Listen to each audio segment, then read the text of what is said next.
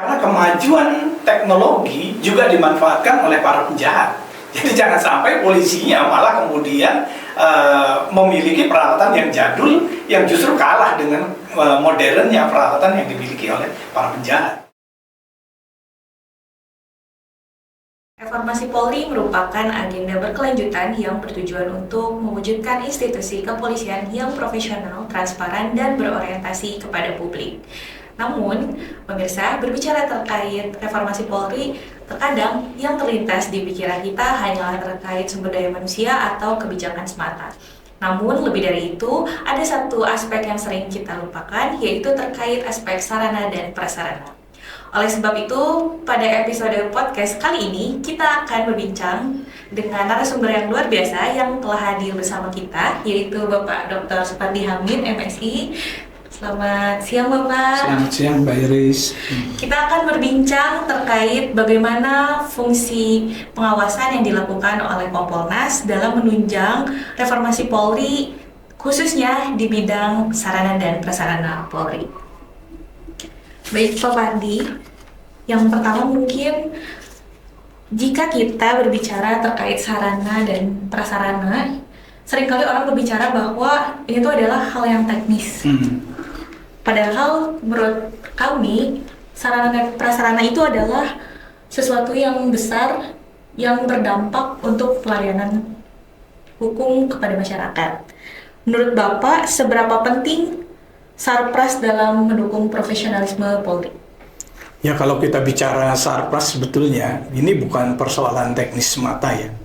Tapi ini adalah hal yang sangat strategis untuk menentukan bagaimana kualitas pelayanan kepolisian itu bisa selaras dan sesuai dengan apa yang dibutuhkan dan diharapkan oleh masyarakat. Profesionalisme sepenuhnya tidak saja tergantung kepada komitmen dan integritas personal, tapi juga tentu harus didukung oleh sarana dan prasarana yang memadai untuk mencapai tujuan-tujuan yang sudah ditetapkan. Jadi kalau kita bicara Sarpras, ya ini adalah satu aspek yang sangat strategis dalam rangka pencapaian tujuan organisasi termasuk dalam badan kepolisian. Baik Pak, jika di lapangan Sarpras yang digunakan sejauh ini misal tidak memadai atau sudah ada tapi fungsi gunanya belum maksimal gitu Pak, menurut Bapak apa yang harus dilakukan? Ya, memang dalam operasional kepolisian, dalam kegiatan-kegiatan kepolisian, apakah di bidang Harkamtibmas maupun di bidang penegakan hukum, sepenuhnya sangat bergantung pada kualitas sarana dan prasarana yang ada. Oleh karena itu, secara internasional sebetulnya di banyak kepolisian di berbagai negara selalu menetapkan apa yang kita sebut sebagai minimum essential police equipment. Jadi sarana dan prasarana yang standar, yang minimal harus dipenuhi untuk terselenggaranya fungsi kepolisian itu secara tepat dan secara baik. Nah, tentu hal ini kalau kemudian ada peralatan yang tidak selaras dengan apa yang dibutuhkan untuk mendukung tugas kepolisian, ya tentu peralatan itu harus diganti, harus diperbaiki, atau harus dioptimalkan. Karena kalau itu tidak dilakukan, tentu target dan capaian dari organisasi kepolisian tidak akan tercapai. Selanjutnya Pak, jika kita mengaitkan dengan fungsi Kompolnas Pak, seperti kita ketahui bersama bahwa Kompolnas adalah institusi pengawas eksternal. Lalu bagaimana sih Pak fungsi pengawasan itu dalam mengawasi sejauh mana Sarpras di Polri sudah berjalan dengan baik? Ya, kita di Kompolnas ini secara periodik ya, terus-menerus melakukan pemantauan, melakukan pengumpulan data terkait dengan ketepatan penggunaan sarana dan prasarana, ketepatan ketersediaan sarana dan prasarana, serta keandalan sarana dan prasarana yang ada di kepolisian untuk memastikan bahwa tugas-tugas kepolisian itu bisa diselenggarakan dengan mudah berkat dukungan peralatan dan sarana yang memadai. Nah, ini tentu kami berharap bahwa kalau orang menuntut kemudian polisi harus berkinerja baik, harus bisa melayani harapan dan kebutuhan masyarakat, tentu negara juga harus punya komitmen kuat untuk menyediakan peralatan, sarana, dan fasilitas bagi kepolisian sehingga Profesionalisme kepolisian itu tidak bersandar pada individu, tapi bersandar pada sistem, bersandar pada sarana dan peralatan yang tersedia. Pak, jika ditarik ke dalam sisi hukum, sarana dan prasarana ini juga Bapak tadi katakan bahwa sangat berpengaruh dan memiliki keterkaitan dengan proses hukum. Lalu menurut Bapak, bagaimana Sarpras membantu memastikan bahwa proses penegakan hukum berjalan sesuai dengan prinsip yang berlaku? Ya, ini adalah hal yang sangat penting untuk kita cermati, bahwa di dalam tradisi penegakan hukum saat ini, scientific crime investigation adalah cara untuk mengungkap kejahatan secara maksimal, dan itu akan berdampak pada kualitas penegakan hukum. Nah, scientific crime investigation sepenuhnya harus didukung oleh sarana dan prasarana yang memadai. Karena tidak mungkin kita bicara pengungkapan secara ilmiah dalam kasus-kasus kejahatan kalau sarana dan fasilitasnya tidak mendukung untuk itu, gitu ya. Jadi kecanggihan sarana dan prasarana yang ada hari ini dalam bidang penyidikan itu mutlak diperlukan. Karena apa? Karena kemajuan teknologi juga dimanfaatkan oleh para penjahat. Jadi jangan sampai polisinya malah kemudian memiliki peralatan yang jadul yang justru kalah dengan modernnya peralatan yang dimiliki oleh para penjahat. Takutnya malah penjahatnya yang lebih pintar ya, Pak? Itu pasti. Kalau teknologi itu tidak memadai, yang memiliki teknologi lebih maju pasti akan lebih unggul, termasuk penjahat. Gitu ya. Baik Pak, jika berbicara tadi dengan statement Bapak sebelumnya, apakah Sarpras berpengaruh terhadap alat bukti dan proses pembuktiannya di pengadilan? Nah ini, di dalam scientific crime investigation yang diperlukan itu adalah bagaimana kita menemukan alat bukti yang tak terbantahkan.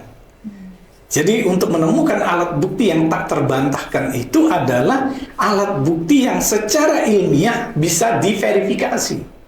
Sehingga siapapun tidak akan meragukan alat bukti ini, karena alat bukti ini bisa dijejak ulang melalui peralatan dan teknologi yang ada. Jadi kalau itu tidak ada, ya kita hari ini akan berada pada pengadilan, misalnya proses pengadilan yang lebih banyak bersandar pada hal-hal subjektif ketimbang objektif, dan itu akan jauh dari prinsip keadilan. Sebagai contohnya Pak, karena misal kita orang yang awam, salah satu contohnya Pak Sarpras yang menunjang hal tersebut apa Pak? Yang paling penting di dalam proses penyidikan misalnya adalah peralatan digital, misalnya peralatan untuk melakukan ekstraksi, misalnya peralatan teknologi, misalnya handphone, alat-alat komunikasi, alat-alat sadap, kemudian kemampuan untuk membangkitkan kembali misalnya latent evidence yang ada, misalnya sidik jari laten yang ada di TKP dan sebagainya. Dan itu harus dilakukan dengan cepat, segera, kalau tidak nanti alat bukti yang ada itu akan rusak. Dan kelemahan selama ini itu bisa ditutupi dengan keberadaan teknologi, termasuk rekonstruksi, kemudian CCTV dan peralatan digital lain. Baik Pak. Selanjutnya, bagian yang menarik adalah Sarpras tidak hanya sebagai alat kerja, namun juga bisa menjadi alat kontrol. Lalu bagaimana peran Sarpras dalam mencegah pelanggaran prosedur atau penyalahgunaan wewenang? Iya, salah satu kemampuan untuk pengendalian anggota di lapangan, kita kan bersandar selama ini adalah pada pengawasan melekat yang dilakukan oleh para komandan. Tentu tidak semua komandan bisa hadir di hadapan setiap anggotanya. Nah, teknologi itu memastikan bahwa semua orang itu akan terawasi, akan termonitor di mana pergerakannya dan apa yang dilakukannya. Paling tidak misalnya dengan menggunakan body cam, seorang anggota itu bisa dimonitor apa yang sebetulnya dia lakukan, misalnya terhadap orang yang diduga melakukan tindak kejahatan, atau seorang petugas lalu lintas menindak misalnya pelanggar lalu lintas. Dengan adanya body cam, tentu dia tidak akan bermain-main dengan tindakan-tindakan yang akan menciderai integritas dan marwah kepolisian. Jadi teknologi sangat signifikan untuk memastikan profesionalisme Polri. Baik Pak, selanjutnya mungkin terkait tantangan ke depan. Sejauh ini Pak, apa sih yang dihadapi Kompolnas, kesusahan apa yang dihadapi Kompolnas dalam mengawasi terkait Satpras Polri?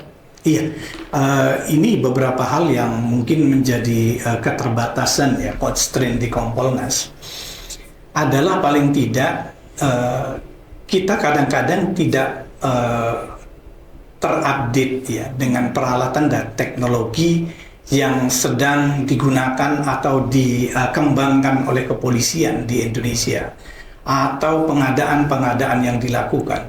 Sehingga pada saat kita melakukan pengumpulan data di lapangan terkait dengan ketepatan, kemudian kecukupan sarana dan fasilitas yang ada, kadang-kadang kita juga melihat bahwa kok ada ya peralatan seperti ini, dan kita juga kadang-kadang tidak terlalu paham ini penggunaannya seperti apa. Nah, karena sejak awal dalam tahap pengadaan Kompolnas tidak diinformasikan dengan ini. Nah, kita berharap nanti ke depan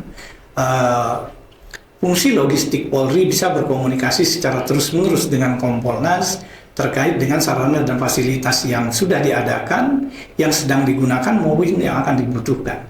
Sehingga dalam konteks pengawasan Kompolnas bisa memberikan pengawasan yang lebih baik, yang endingnya adalah Kompolnas dapat merekomendasikan kepada Presiden untuk perbaikan sarana dan fasilitas yang jauh lebih tepat dan jauh lebih kompatibel untuk menghadapi tantangan kepolisian yang terjadi hari ini. Baik Pak, Bapak sudah menyampaikan terkait harapannya. Lalu menurut Bapak, Satpras Polri yang ideal, yang tidak hanya canggih tapi juga berorientasi kepada ramah HAM, itu seperti apa Pak? Iya, teknologi hari ini sebetulnya banyak yang sudah dikembangkan di belahan dunia lain, gitu ya. Di mana kepolisian yang lebih humanis itu juga sangat ditentukan oleh sarana dan fasilitas yang dimilikinya. Penggunaan teknologi-teknologi yang berciri militer misalnya, ini harus mulai dikurangi, lethal weapon harus mulai dikurangi dengan penggunaan senjata-senjata yang sifatnya hanya melumpuhkan, jadi bukan mematikan. Nah, ini harapan ke depan sehingga pelanggaran-pelanggaran HAM yang bisa muncul akibat penyalahgunaan senjata api, senjata mematikan, ini bisa dikurangi apabila peralatan dan sarana yang digunakan oleh kepolisian adalah peralatan-peralatan yang non-lethal weapon atau senjata yang tidak mematikan. Baik, terima kasih Bapak atas insight yang sangat luar biasa terkait reformasi Polri, bidang sarana dan prasarana. Selanjutnya, mungkin yang dapat kita simpulkan Bapak dari diskusi kita pada hari ini adalah bahwa Satpras tidak hanya soal teknis semata, Betul. namun juga memiliki aspek yang lebih besar, yaitu aspek penegakan hukum. Seperti kita ketahui bersama, sekarang mungkin penjahat bisa lebih pintar ya Pak. Betul. Karena dengan adanya teknologi sehingga Satpras yang ada di Polri perlu untuk terus ditingkatkan. Dan yang terlebih penting adalah bahwa peran Kompolnas sangat penting ya Bapak dalam mengawasi adanya Satpras di kepolisian, sehingga kebijakan yang diambil ke depannya sejalan dengan prinsip hukum dan perlindungan hak masyarakat. Oke, terima kasih. Terima kasih banyak Bapak. Sampai ketemu lagi di bincang-bincang yang akan datang. Siap Bapak. Terima kasih banyak Bapak.